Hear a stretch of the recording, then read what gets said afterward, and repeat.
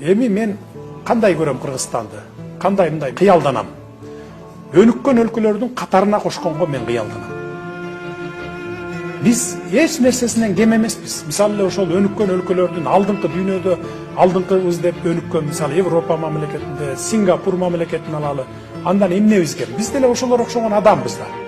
Алардын эки башы, төрт көзү жок да. Биз окшош эле адам алар деле. Болгону гана коррупцияны жок кылып түп тамырынан, анан эл үчүн иштеп, казынаны толтуруп, экономикасын көтөрүп кеткен өлкөлөр бар. Биз да ошого жетишибиз керек.